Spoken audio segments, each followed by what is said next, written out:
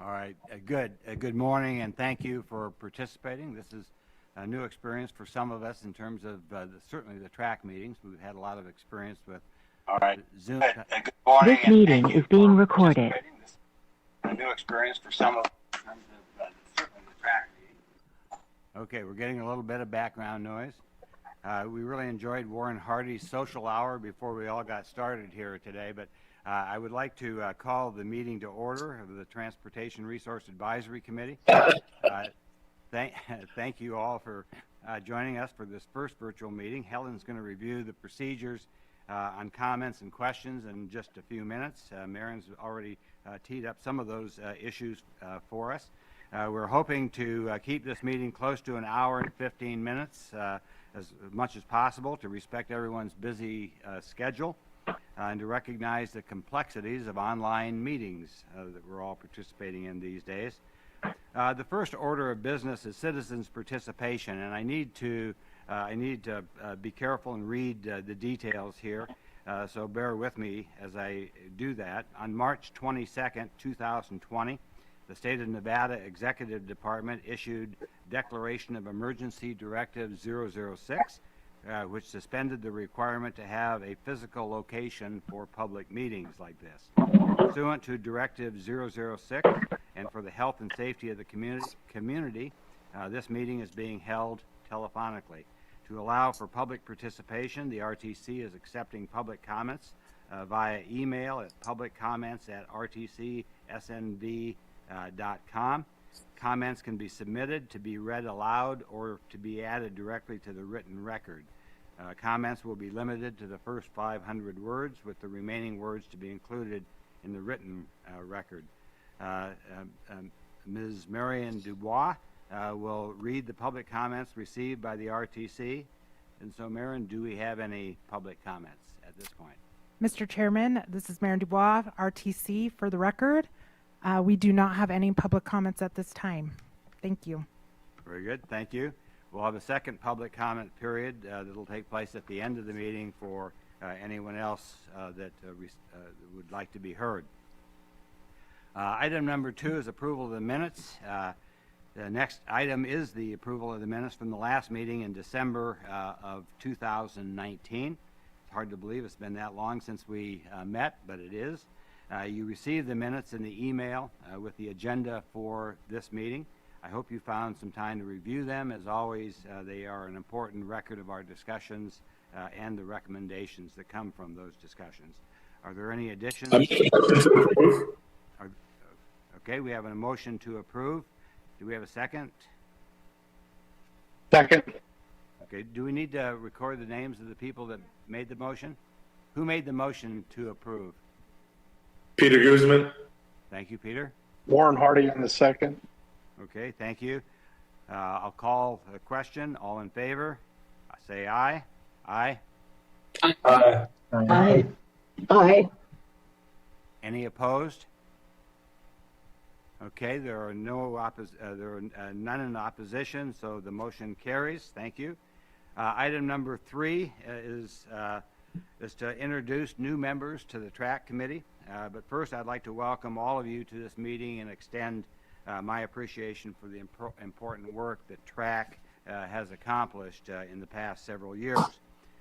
2020 has brought into focus many challenges, some including funding issues we were already having prior to ever hearing about COVID-19. And now, 6 months later, funding issues have really become amplified because of COVID-19. So we'll talk a bit about that today.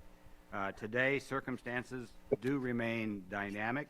It's important that we develop an understanding about the current state of the RTC and believe it is time to re-engage the TRAC and reignite our discussions. And that's why we scheduled this meeting, and we had a lot of feedback from people that were on the call about the desire to participate, and we appreciate that.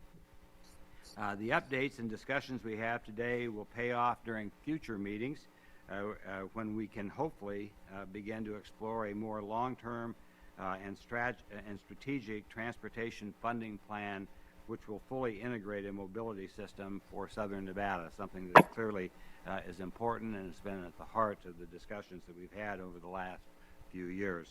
And now MJ would like to say a few words of her welcome. Thank you. MJ? Thank you, Chairman.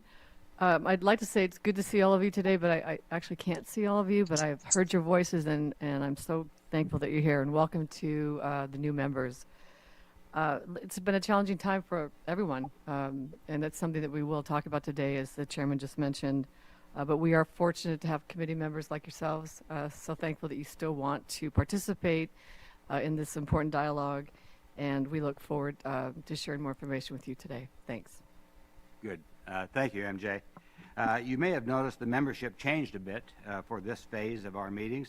We had a few members who stepped down due to their busy schedules or position changes, and we're pleased to be joined by 4 new community leaders here today. Helen will make those introductions in just a couple of minutes. In fact, I'm going to turn it to Helen right now and let her do that. Helen? Thank you, Mr. Chairman, and I'm pleased to welcome our new members to TRAC. First, Irene Bustamante Adams serves as the Deputy Director and Chief Strategy Officer for Workforce Connections, Southern Nevada's local workforce development board. Prior to joining Workforce Connections, Irene spent 18 years at MGM Resorts International from 2010 to 2018. She also represented District 42 in the Nevada Assembly, serving as Speaker Pro Tem. We're just honored to have you on our committee, Irene. We're also joined by Frank Moretti. Frank is the founder of G2 Capital Development, where he has been involved in all aspects of construction and development during his almost 30 years in Las Vegas. Frank's most recent project is a mixed-use development located along Maryland Parkway across from UNLV. You may recall Frank traveled with TRAC on the transit-oriented development tours we took to Salt Lake City. He's been extremely involved in the effort to improve mobility along the university's corridor. And finally, Constance Brooks is joining us as the new LVCVA representative. Constance is the new VP of Public Affairs and Diversity. She was previously an executive with MGM Resorts and served as Vice Chancellor at the Nevada System of Higher Education. Finally, Paul Selberg has been named the new Executive Director of the Nevada Conservation League and will replace retiring member Andy Magi. Paul has extensive government and public policy experience in Nevada. He most recently served as State Director for the Buttigieg presidential campaign, and prior to that, he was Executive Director of the Nevada Assembly Democratic Caucus. So we welcome all of you. Very good. Thank you, Helen. I've had a chance to work with Irene and Frank and Constance a lot over the years. I haven't had a chance to work with Paul, but I look forward to it. The experience that all 4 of you bring to our committee is just incredible, and your engagement here is going to be really important to the work that we do. So thank you for being here, and we look forward to working with you. Item number 4 is to review today's agenda, the committee goals, and to discuss a few housekeeping procedures specific to our online meeting today. So Helen, please go over the protocols for today and bring everybody up to speed. Thanks, Chairman Snyder. First, a few housekeeping items.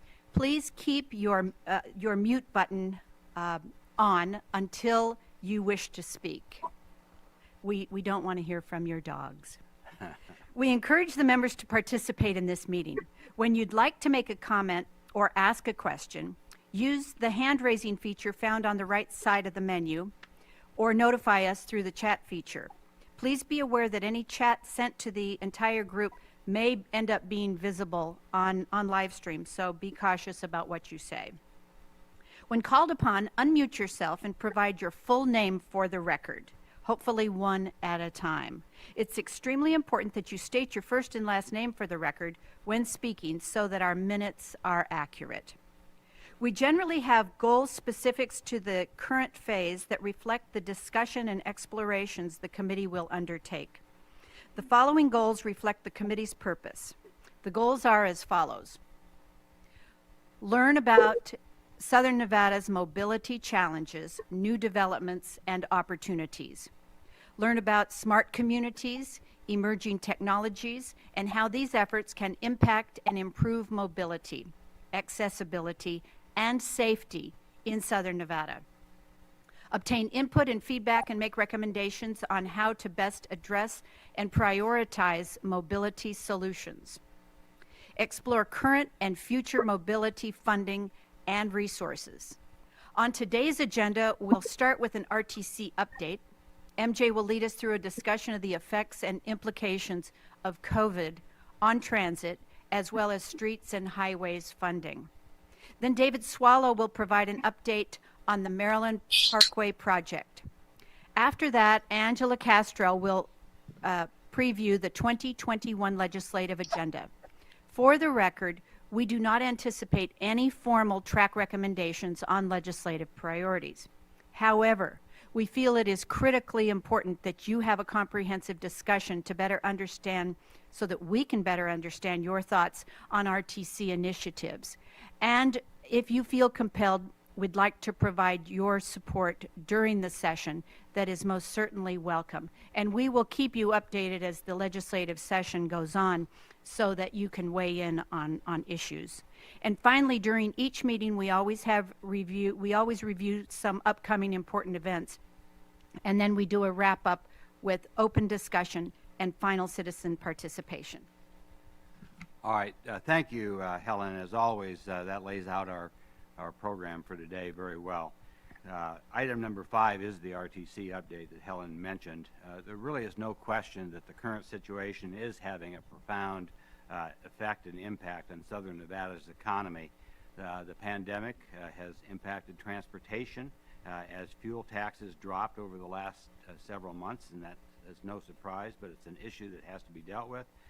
And the impact of sales tax and fares plummeting on transit has also had an incredible impact that we need to discuss. The RTC is working to implement internal changes to maximize its efficiency, especially during these times. The agency was already looking for solutions to long-term transit before any of us heard of COVID-19, but now it's really important that we focus on that. So MJ will guide us through this important update, and I'll turn it over to MJ. MJ? Thank you, Chairman. So like every public and private sector organization in the state, we have been significantly impacted by the impact of COVID-19. Today you're going to receive an update regarding our transportation budget.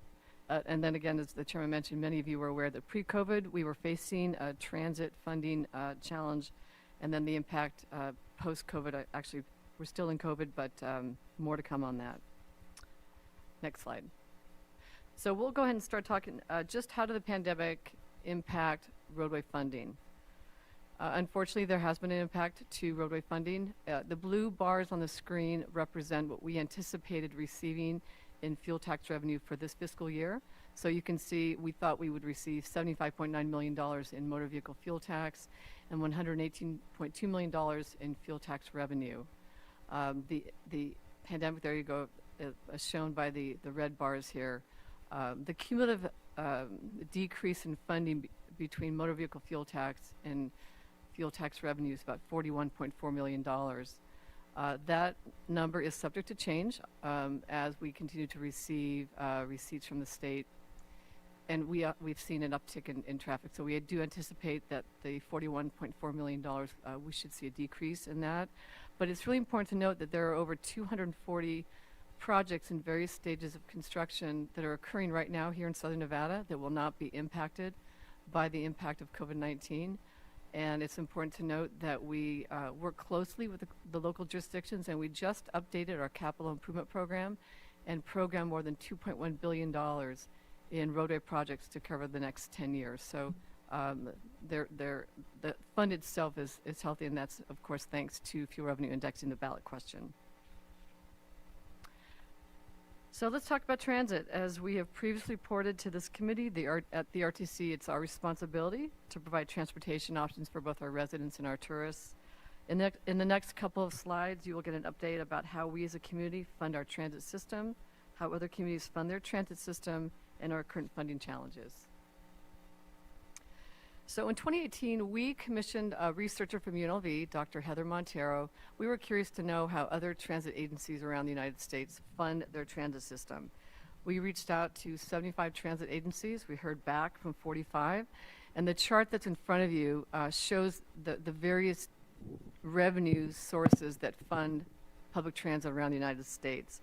The most common responses were federal funding, sales tax, fares, state funding, gas tax, and property tax. The RTC is very similar. We use federal funds, sales tax, fares, and state funds through Medicaid reimbursement, and then our advertising dollars. Some unique funding sources that we noted around the United States include TNC and taxi surcharges and vehicle registration taxes. Next slide. We also wanted to understand how other communities are investing in public transit, and so we looked at the National Transit Database, which collects data annually from all federally funded public transit agencies. And if you notice in the left corner, the red bar, the $114, that is what we learned, that here in Southern Nevada, we spend approximately $114 per capita annually on public transit when compared to our peers who spend approximately 60% more annually per capita on transit in their respective communities. So in other words, these communities are investing significantly more in public transportation than we do here in our region. Next slide. Prior to COVID-19, as I mentioned earlier, we knew that we were facing a budget deficit. The blue bars represent the pre-pandemic deficit that we anticipated. As you can see here in fiscal 20, we thought we would have a $6 million deficit, a $20 million deficit in 21, and a $14 million deficit in fiscal 22. The impacts of the pandemic have been significant. As Don mentioned, sales tax and passenger fares are our two main sources of funding, and we've seen a sharp decline in both. And so we were facing a deficit in fiscal 20 of $35 million, a $79 million deficit in fiscal 20, and a $37 million deficit in fiscal 22. We needed to look internally first to assess how we could manage to this deficit, and so we cut $40 million in our fiscal 21 budget, and we did that by delaying, postponing, and canceling capital projects. We reduced some contracts and cut some contracts, some operating contracts. We also unfortunately had to reduce furlough and lay off more than 15% of our total workforce. Everyone took a pay cut, and then unfortunately just 2 weeks ago we had to reduce our transit service by about $9 million. Good news is that we received $112 million in the CARES Act funding, and that came in just the nick of time. It plugged the hole, the deficit for fiscal 20, 21, and 22. After 22, though, unfortunately, that deficit does continue. Next slide. So the CARES Act, it's a temporary funding solution, and we don't believe that there's any additional funding coming for transit from the federal government. We're showing you just on this slide the structural deficit through 2026. Those blue bars represent what it costs to maintain the current level of transit that we currently have here in Southern Nevada. But we do know that, and we've heard this from businesses and residents for the last several years, that there are areas of the valley that do not have, they either have no transit service or they are underserved by transit, particularly in areas in the south, southwest, the pockets of the northwest and West Henderson. And so in looking at the ability to provide transit to those areas, next, could you hit the button there? Yep. So that would be the cost, again, to bring our transit service up to just really kind of this rudimentary level of transit so that those parts of the valley that currently do not have transit are now served. It's important to note that there are more than 176,000 residents that live in Southern Nevada that do not have access to a vehicle. The folks that do live in those areas that are underserved by transit or not served at all live at or below the poverty line. And then really for most folks, a job is only available as far as the spread of the transit system. So if funding were available, we know how important it is to be able, again, to bring transit to a level that, again, meets the needs of the community. Next slide. So the cost to maintain the current level of transit service that we offer today and bring that much needed transit service to those areas that don't have it would cost the community $250 million over the next 5 years. You know, as an agency, we're going to continue to manage to the deficit. We will continue to explore funding opportunities. We may unfortunately have to reduce more transit going forward, but we will, just as we did in the recession, we will manage to this deficit. And for many of you that have been our TRAC members, you have heard a lot about Onboard. For our new TRAC members, as the Metropolitan Planning Organization, it is our job, really federally, it's our job to plan for the region's mobility. That includes long-range transportation plans, and that's what we spent the last 24 months doing. Work closely with the community to develop a plan called Onboard. It's important to note Onboard is complete. We are currently assessing the costs associated with this plan and should have something to share with you, but if not at the end of this year, for sure, first quarter of next year. And now I'm going to turn this over to, I think, Chairman, back to you. Yeah, thanks, MJ. I'm just going to add a few comments. First of all, that lays out, I think, the financial issues very clearly and dramatically.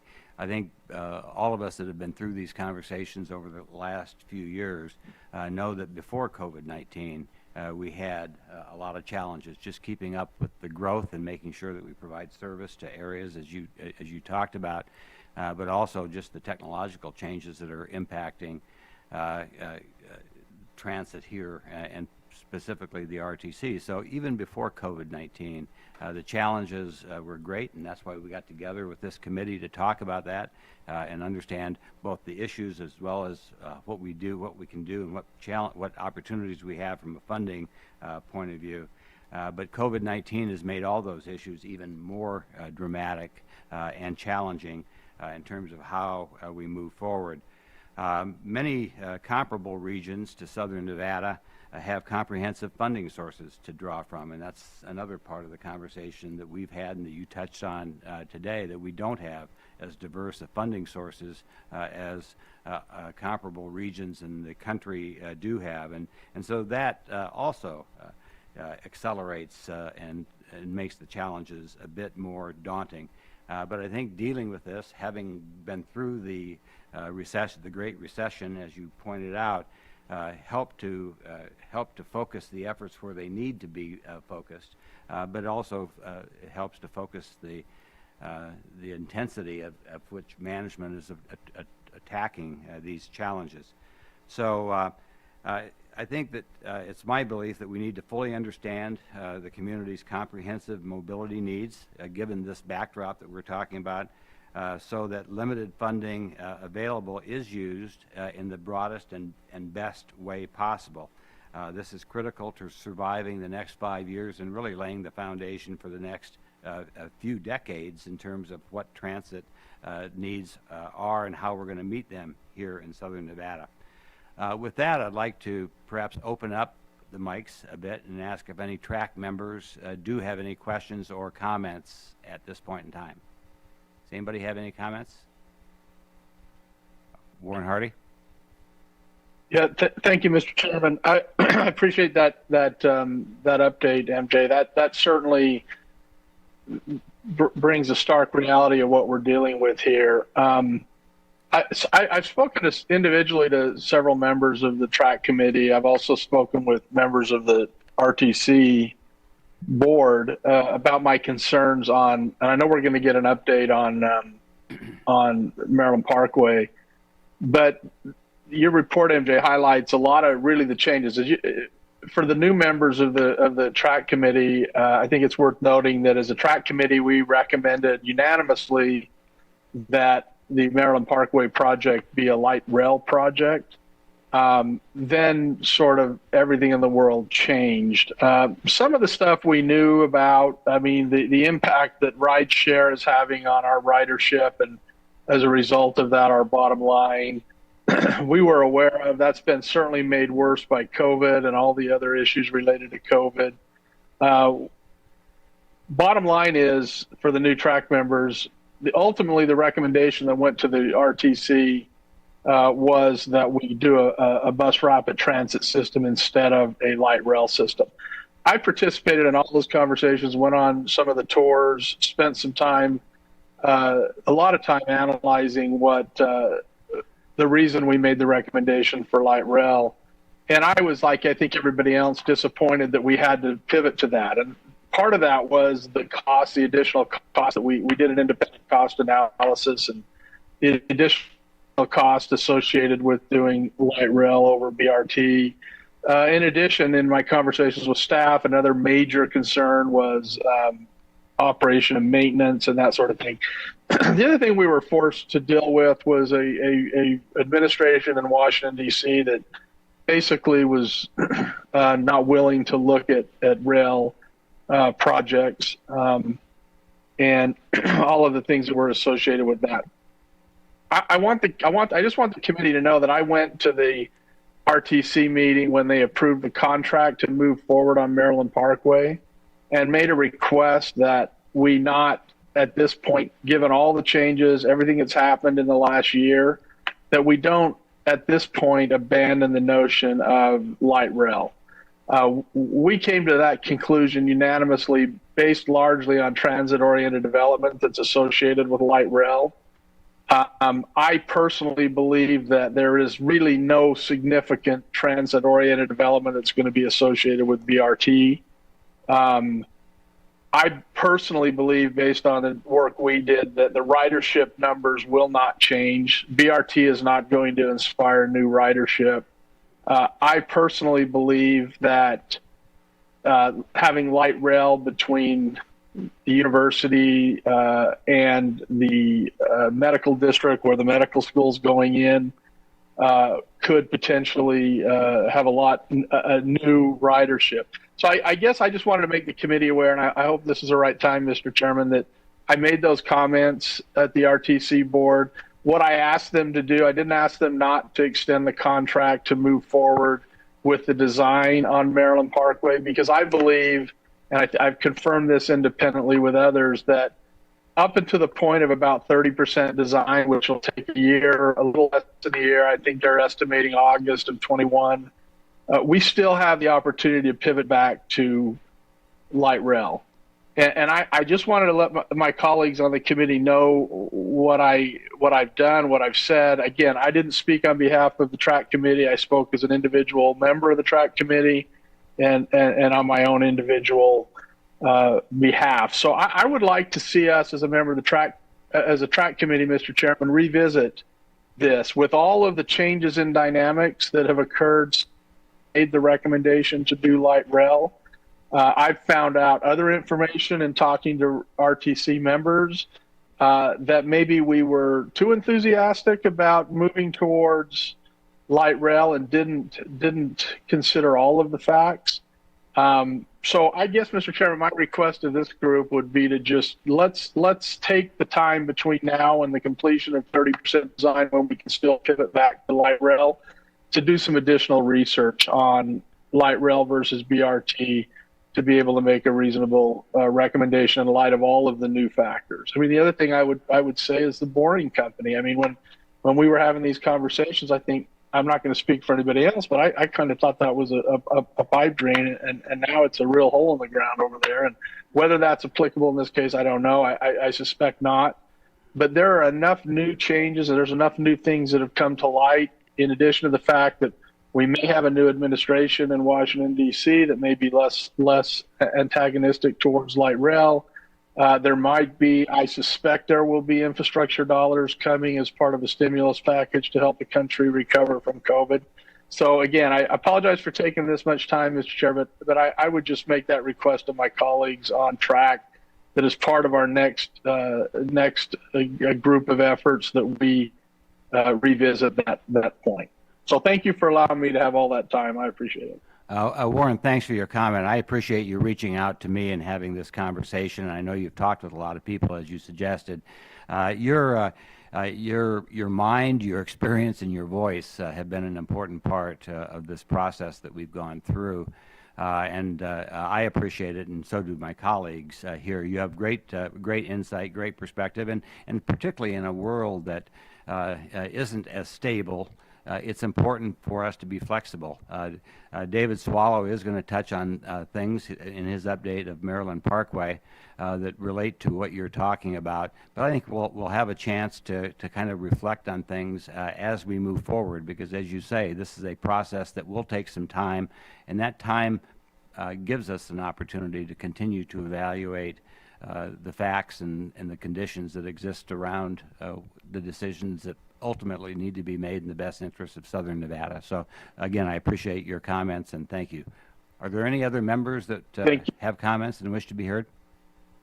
Mr. Chairman, this is David Fromer speaking. It's good to be among the TRAC members today. Just wanted to offer a few comments that, prior to COVID, I think we were all seeing on TRAC the kind of tenuous nature of the finance and the service levels of the RTC public transit system, and how it was, kind of trending towards running in a deficit, but it was certainly, moderate and probably able to be addressed in some ways around the margin. And I think post-COVID-19, we're seeing just how fragile the finances and the service levels can be in light of, major structural changes that come about with a pandemic or other things that can have a major impact. So, from my perspective, I think this is a great time to reevaluate the model and talk about how public transit works and its importance to the valley and the community.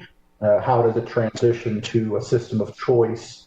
Right now, for many people, it's a system of, kind of base need that unless the RTC system is functioning well, people don't have access to transportation at all, which is a real problem, especially when you're talking about service level cuts related to financial stability. So it seems to me that, the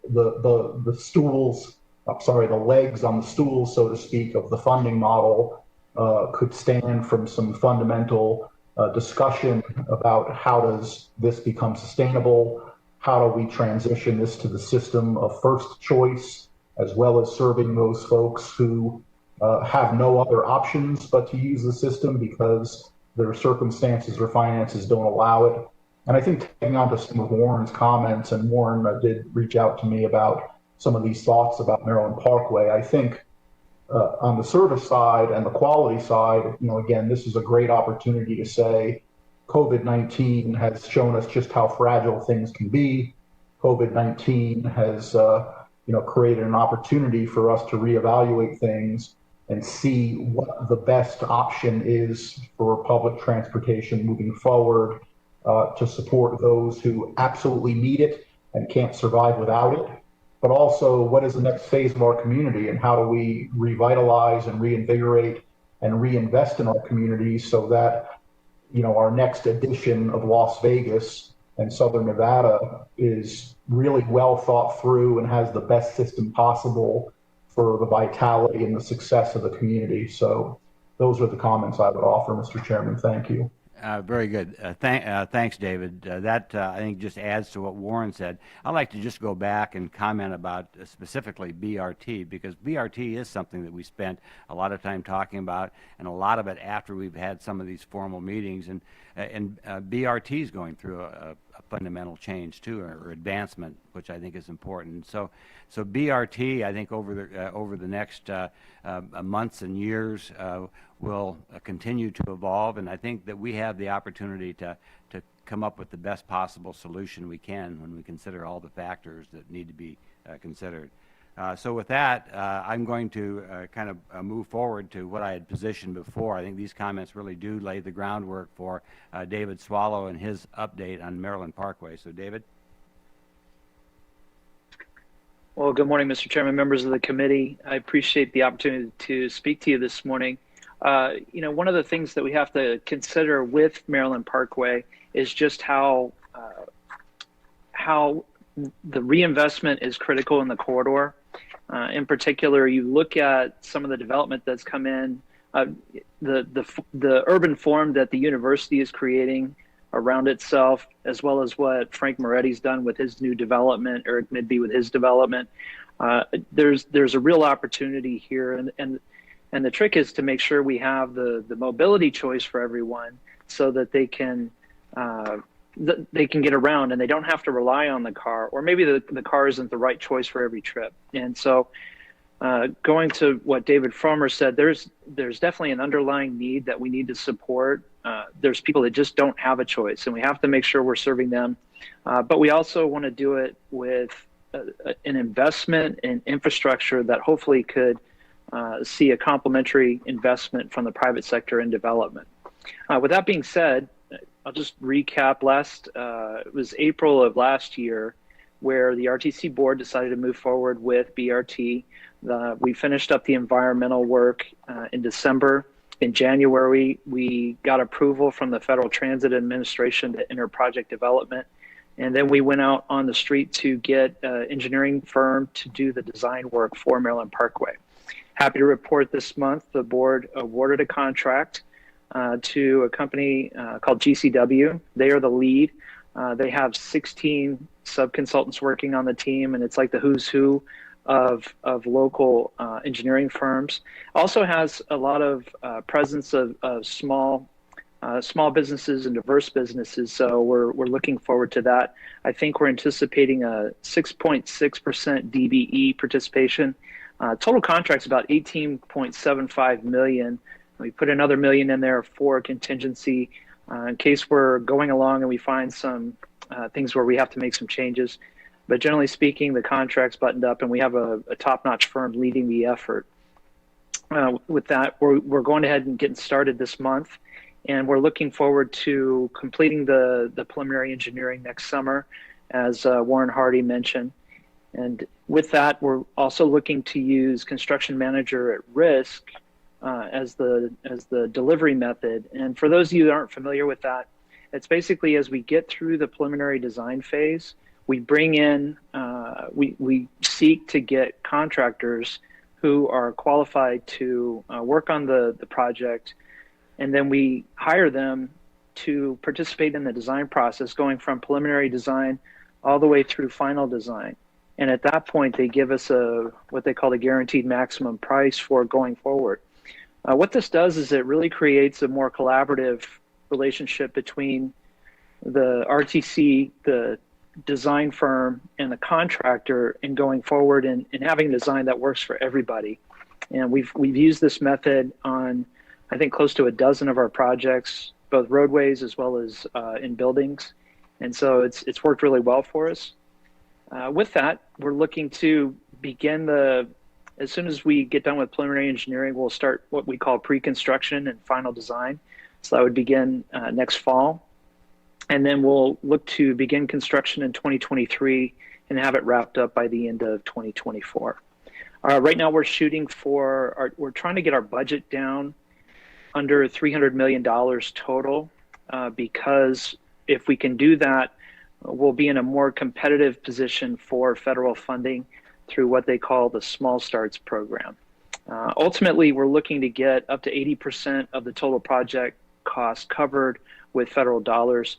But for this contract going forward with design, we're using FRI money that we had programmed for Maryland Parkway because, frankly, most of the work is doing roadway reconstruction and a lot of the other features there.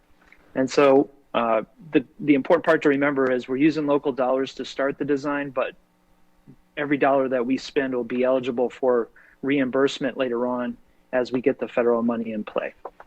And with that, I'd be happy to answer any questions. Do we have any questions for David from TRAC members? All right. Thank you, David. I think it's clear that infrastructure improvements to Maryland Parkway. Pardon me. Do we have a question? Pardon me. Actually, sorry, Mr. Chair, I was trying to chime in as quickly as possible. Ken Evans for the record.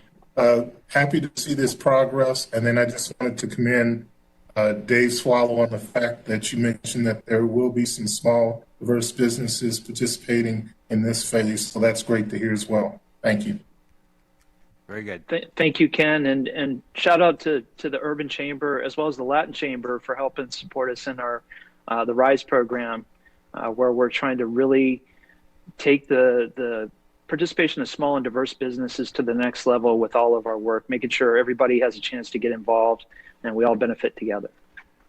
I've been very impressed with the collaboration with the chambers too, so thanks to the chambers for that as well. Mr. Chairman, if I may jump in, Yeah, Peter Guzman, Peter. real quick. I echo my colleagues' comments, and David, our luncheon, our event was amazing, and we really got positive feedback. I also just want to revert back just briefly, so that my colleague Warren Hardy doesn't think he's sitting out there all alone. I echo a lot of what he said. I'm a huge fan of light rail, and I was all in for Maryland Parkway because after seeing what we saw on our trip to Utah together, I know what a light rail would do to Maryland Parkway, and there's so many people that look like me that live in a 5 mile radius there that the development would be amazing. But I understand realities of life, but I would like to echo Warren Hardy's sentiment that we don't completely shut the door on it. Very good. Thanks, Peter. Very good. Anyone else? All right. So the infrastructure improvements, I mean, to make an obvious point, the infrastructure improvements to Maryland Parkway will be an important benchmark for future improvements to the whole community's mobility vision. So it's going to be important for us to stay tuned and participate in that discussion process.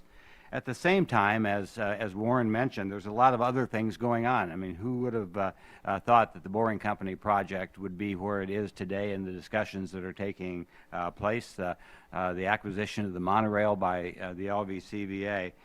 So it's going to be important for us to tune in and factor those developments into what happens around here. So in future meetings, we hope to engage conversations with people that are properly plugged into those discussions. And Constance Brooks, we're going to lean on you to help get Steve Hill here, and as he's done before, give us his sense of what is likely to happen with some of these projects that will impact transit here locally, but also in terms of bringing people to the valley with the Express West, for example. So there's a lot to stay tuned in for. We'll have an opportunity through the TRAC committee to do that.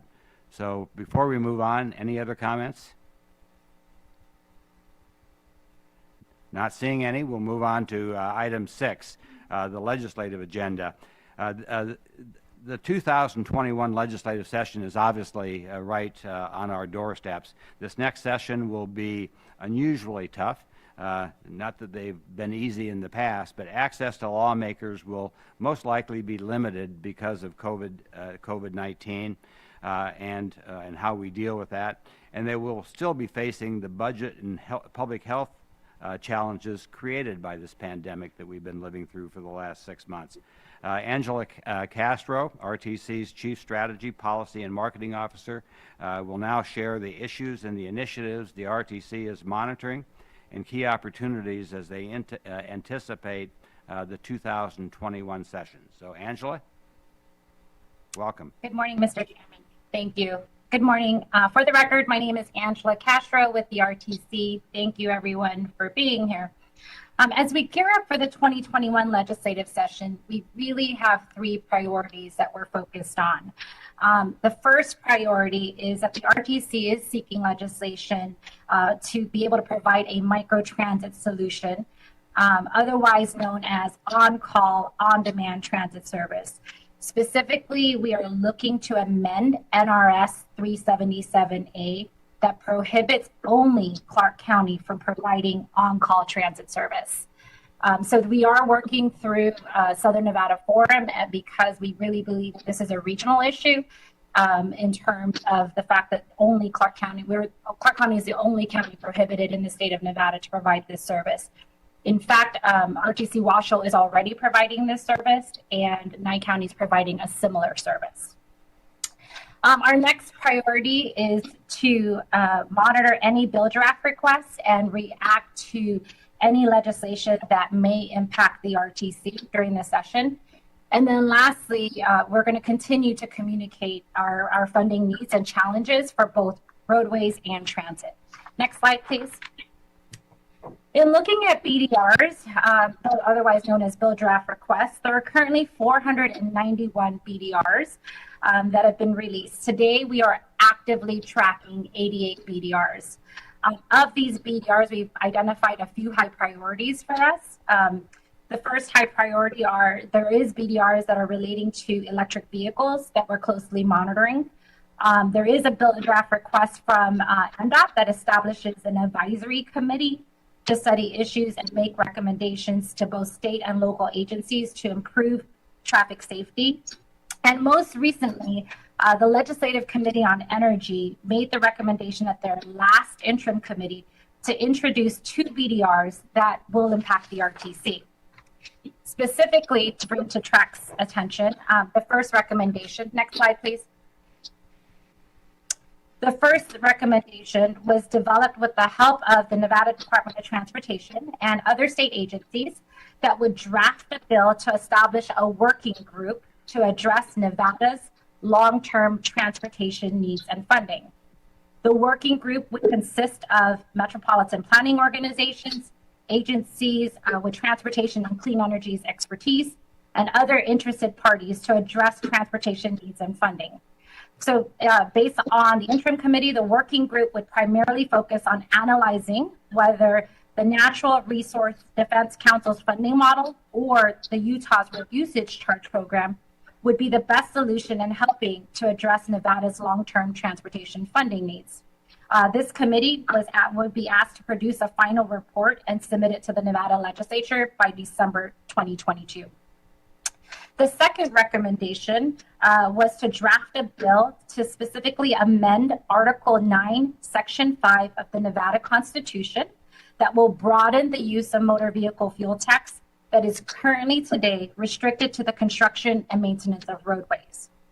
During the committee hearing, the recommendation on the record was to broaden the use to include transit operations and infrastructure. At this time, Chairman and members of the committee, we have not seen any bill language for these recommendations. However, as we learn more, with the help of Helen Foley, we'll continue to provide you updates. The last slide, as we go out in, as MJ and I and also the executive team continue to have conversations about our transit funding issues and challenges, a lot of times people say, RTC, what are you doing about it? And so we just wanted to give you a roadmap of things that you've helped us with and then where we're kind of at in this conversation. Just as a reminder, in the 2017, the Nevada legislature gave us enabling legislation to go to the vote of the people and to ask for a sales tax increase before December 2024.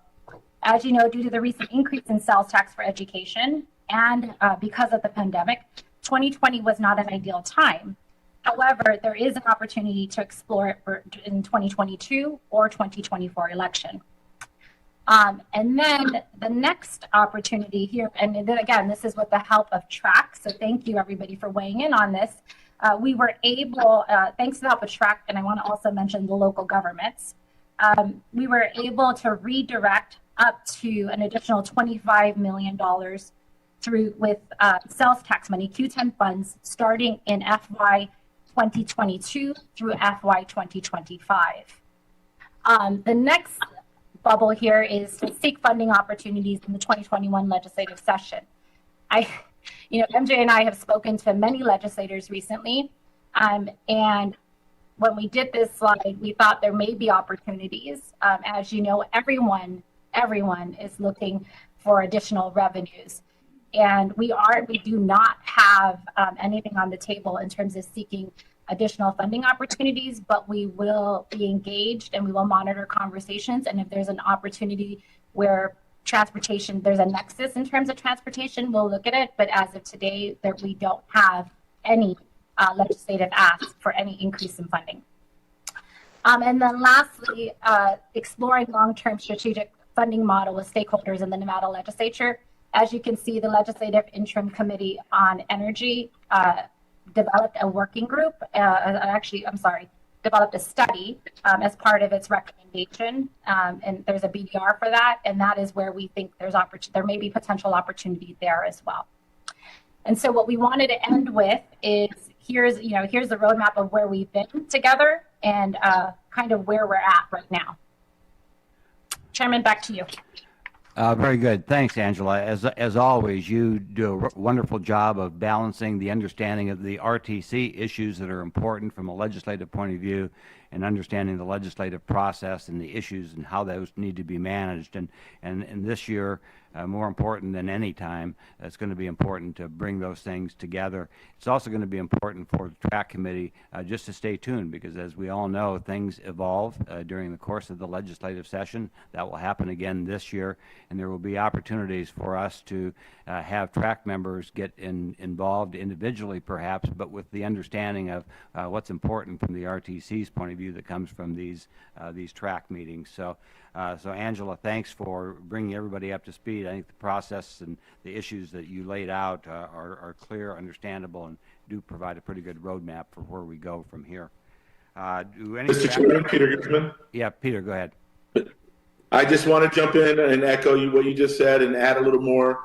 Angela, even through this COVID, it's been seamless, smooth. I mean, her keeping us up to date, keeping me up to date, keeping my members up to date. It's really valuable information because, a lot of other people just dug themselves in a hole, and it seemed like the RTC through MJ's leadership and David and the team, but Angela's just been incredible. So I feel like my membership has known what is going on with RTC, and that, by the way, a very important component to the demographic that I represent in the community. I think that it's just been seamless and smooth. So Angela, much props to you.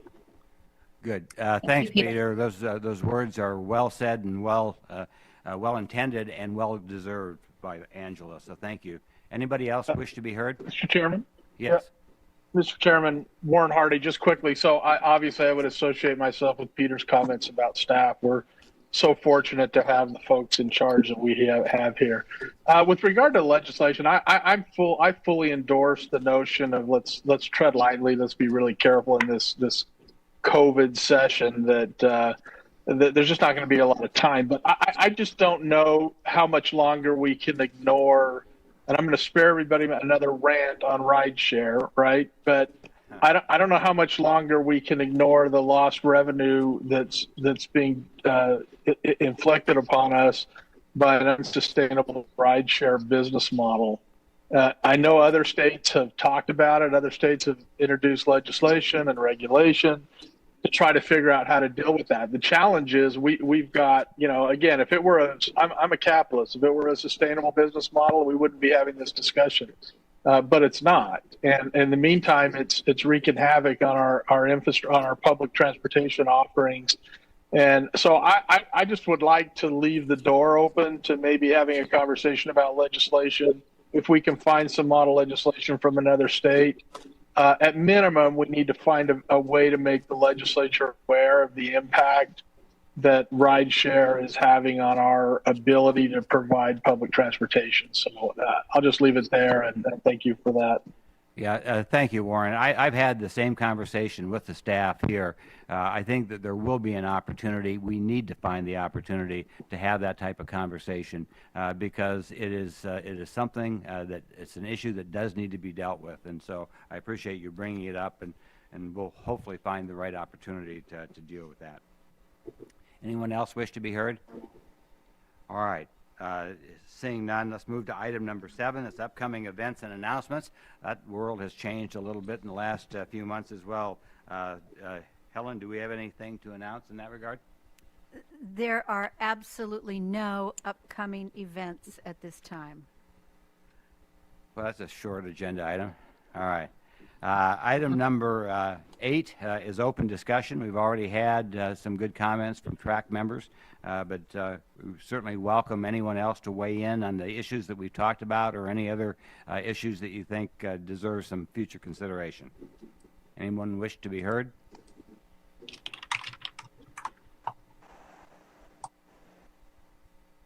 No? All right. Helen, do you have anything to add?